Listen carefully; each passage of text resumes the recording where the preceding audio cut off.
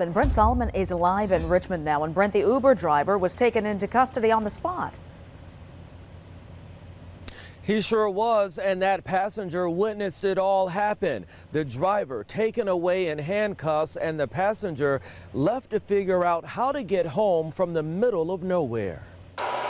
Uber ride from hell? They had him in his handcuffs or whatever. And Christopher Pollard never saw this coming. He requested an Uber ride Sunday from Richmond to his home in Hanover County.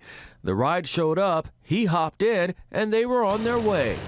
Until he ran a stop sign, so the cops pulled us over. They came, got his ID, and once they found out who he was, they pulled him out the car and kind of tussled with him, arrested him, said he had 2 warrants. Richmond police confirm the driver was taken into custody on the spot, but they're not revealing what those warrants were for. Not sure what was happening, Pollard realized he had to do something. I rolled down the window. I'm like, officer, what should I do? He said, you're free to go. So I was like, all right. But he still needed to get home. And they say, all right, we'll get another ride from there. So I get another ride, I go home, and I see that they had charged me for the ride. So I got charged twice for going home once. He says Uber told him they will cover half the cost of the initial ride, but he'd still have to pay the other half, even though that driver was taken into custody. I got an email this morning saying we'll pay for half of it, even though it was a 12-mile ride and only got a mile into the ride. Meanwhile, Uber sent us this statement saying drivers are screened by a third-party service for their criminal and driving histories.